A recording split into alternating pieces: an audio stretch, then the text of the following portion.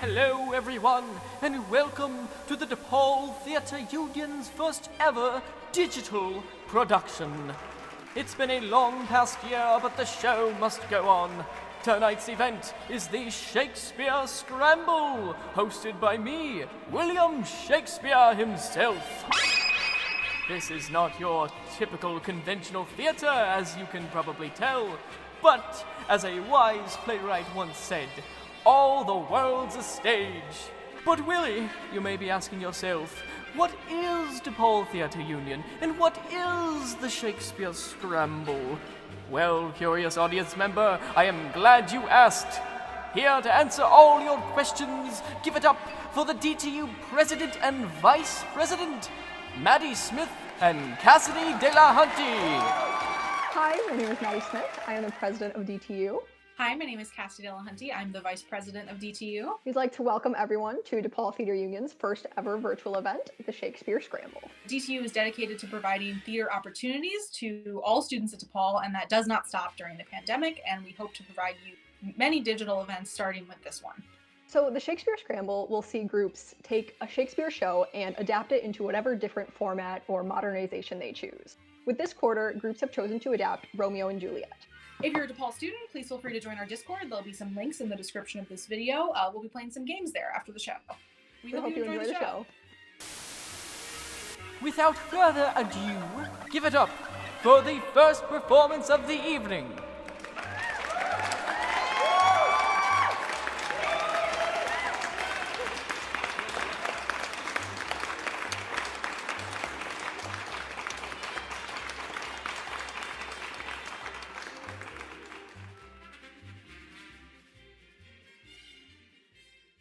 Hello everyone, welcome back to my channel. If you're new here, my name is Morgan, and this is Monday Mysteries with Morgan.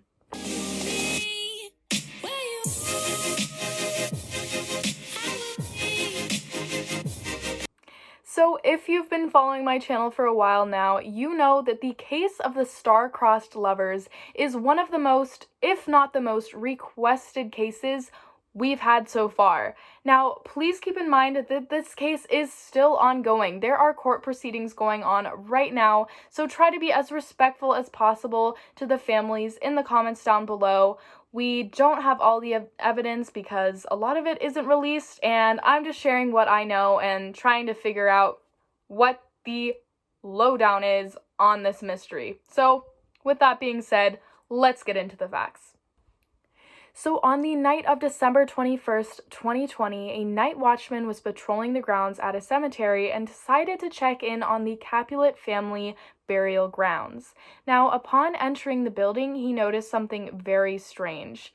The body of Juliet Capulet, who had been pronounced dead several days before, was on the ground stabbed. It appears that she was not dead to begin with and had been killed after the fact, after she was already pronounced dead.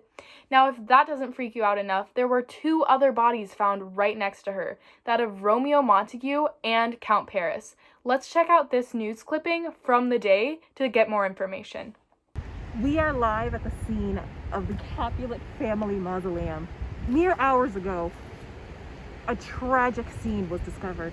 The bodies of Romeo Montague, Juliet Capulet, whom we thought was dead mere days ago, stabbed through the heart, and the cousin of our dear prince, Paris, all slain. We caught up with the night watchman to discover what exactly happened. I deal with a lot of dead bodies, but never this freshly dead. It was a gruesome sight, I must say, even for me.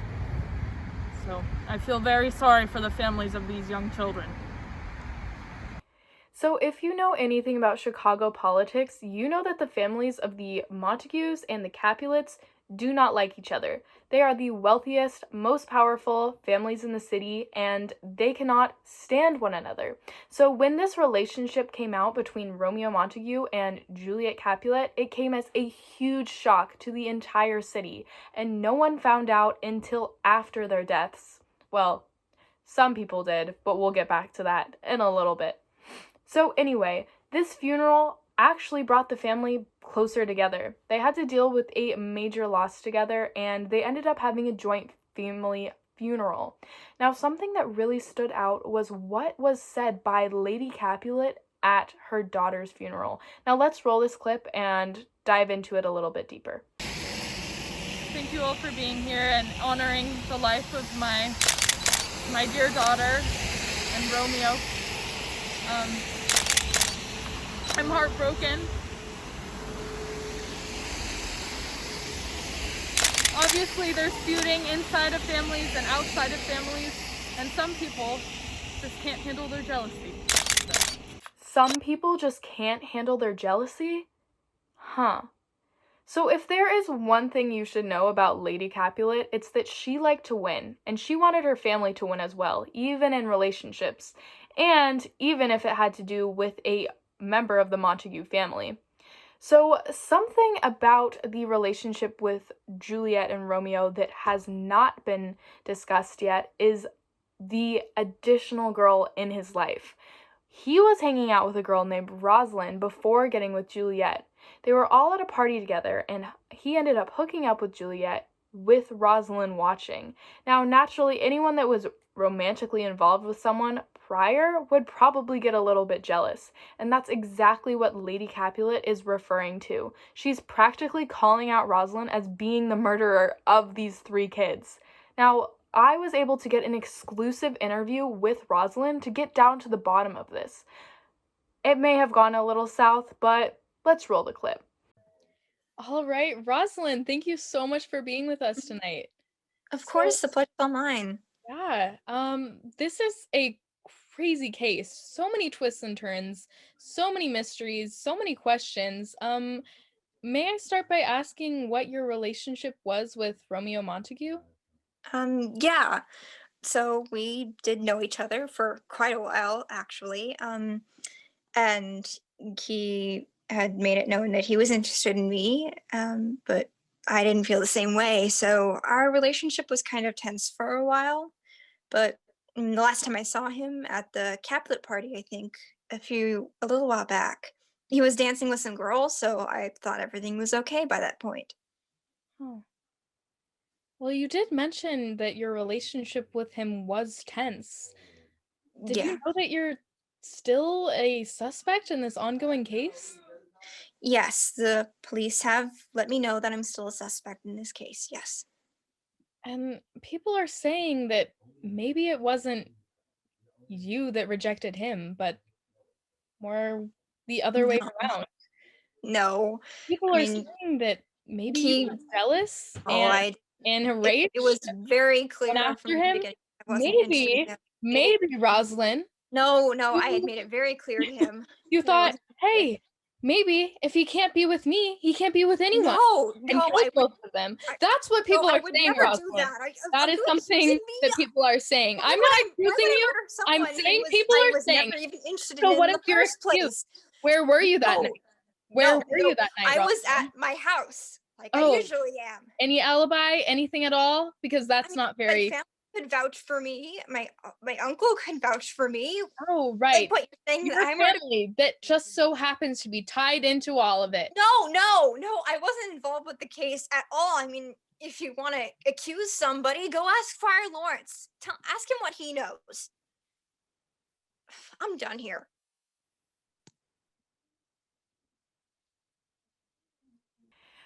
Well, that got heated. But there is something really important that Rosalind brought up at the end of that interview, and that is Friar Lawrence, another suspect in this case. Now, Friar Lawrence has been identified as someone that was helping Romeo and Juliet sneak around below their parents' noses. And normally this would sound like just a symbol of goodwill, but an old priest helping 2 teenagers with their relationship seems a little suspicious to me. A lot of people think his intentions were a lot more sinister than he may like to admit. In fact, there is security camera footage of him leaving the graveyard just a few minutes after the deaths of the 3 teenagers.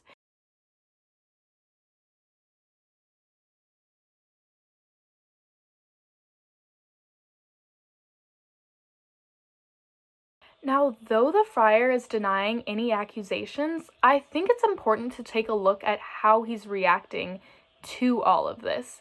Here is video footage of him lurking at the funeral.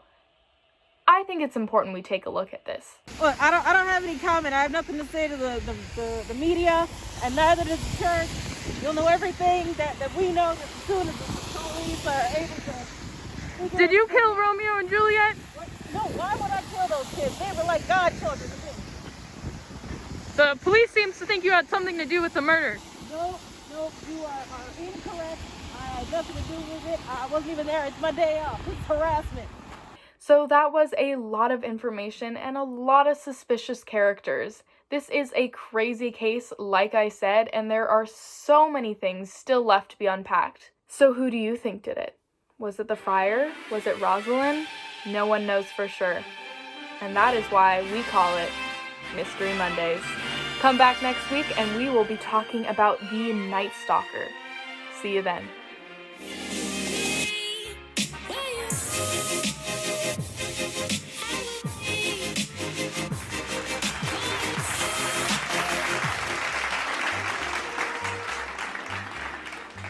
What a wonderful performance. Now it is time for a brief intermission.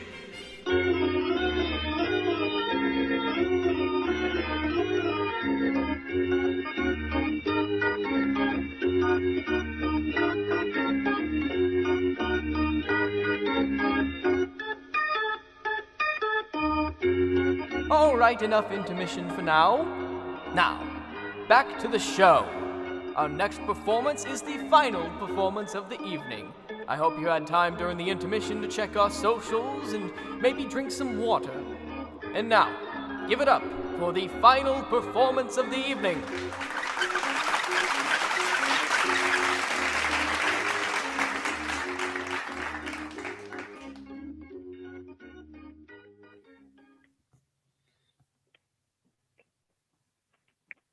Hello?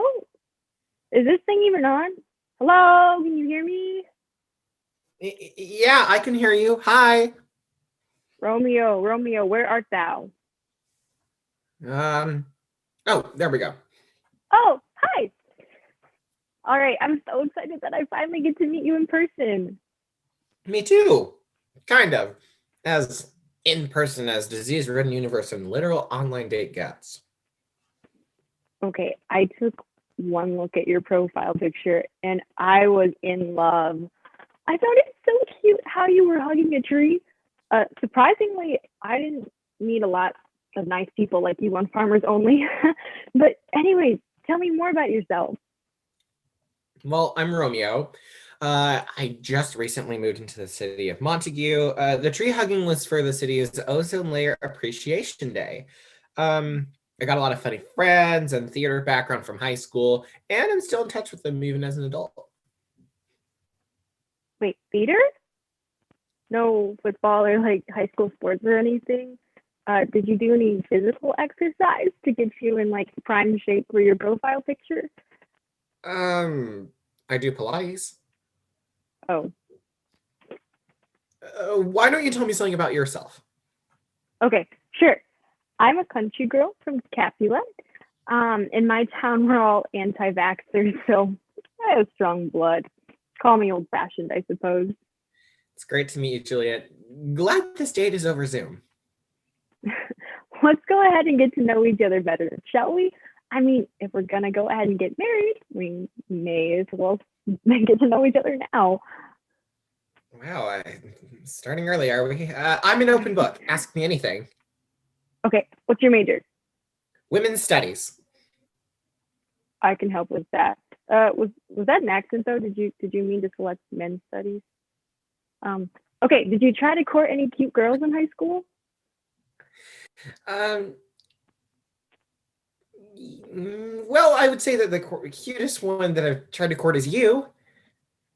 I mean, like, okay, stop. Enough with the flattery. I mean, like, who back then?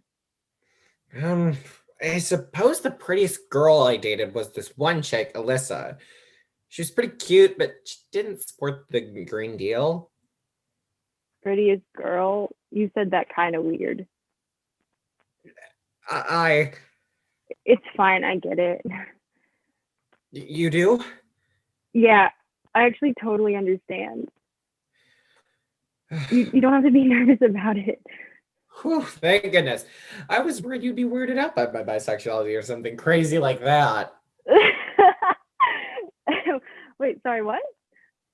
Well, yeah, you like men and you like women, Wait, what? No, you what?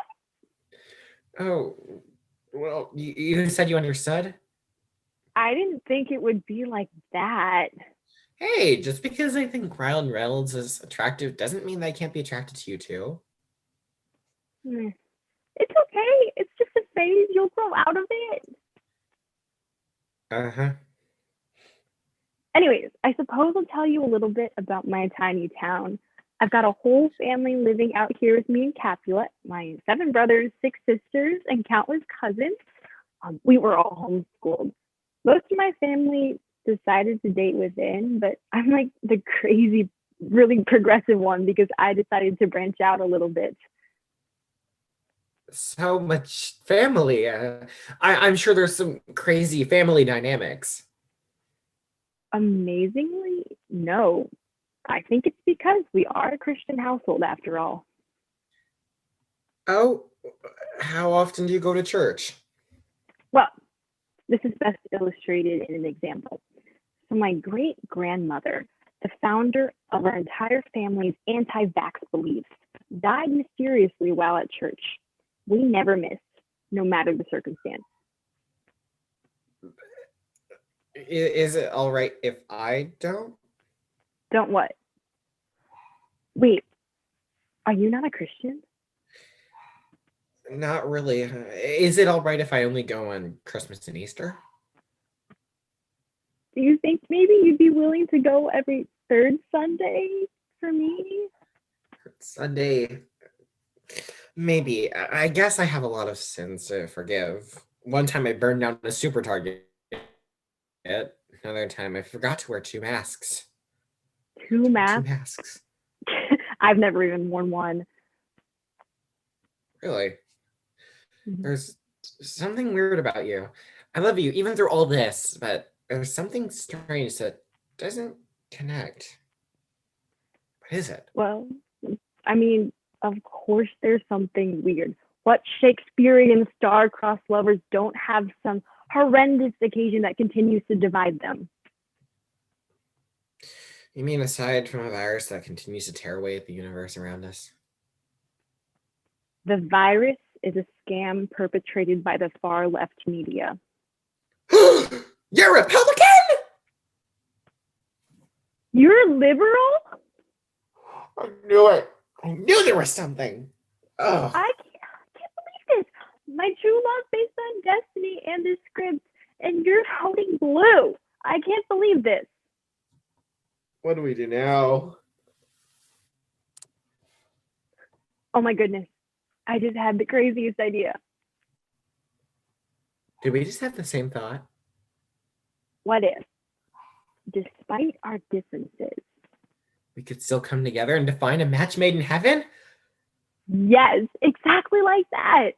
We should. Everything finally clicks. Hey, maybe on our second date we could share a romantic dinner over Zoom. That sounds lovely, Juliet. Great, I'll call you from my balcony. See you then. That was how Romeo and Juliet fell in love. They would go on to be one of the greatest couples in history. They'd always be Zooming with each other. Romeo would sometimes sneak out to see Juliet, despite her constantly being sick. Finally, the pandemic would be lifted. As did their love. And this time, nobody killed themselves for stupid reasons. Blue and red, maybe we can see eye to eye. Take that, Shakespeare.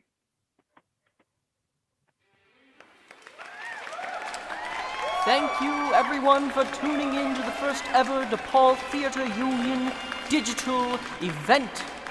Be sure to check out our Discord server, our DeHub, our Twitter, our Instagram, all of which are linked down below in the description. And if you're a DePaul student, we hope to see you tonight on our Discord server. Thank you to everyone who tuned in tonight. Good night, good night. Parting is such sweet sorrow.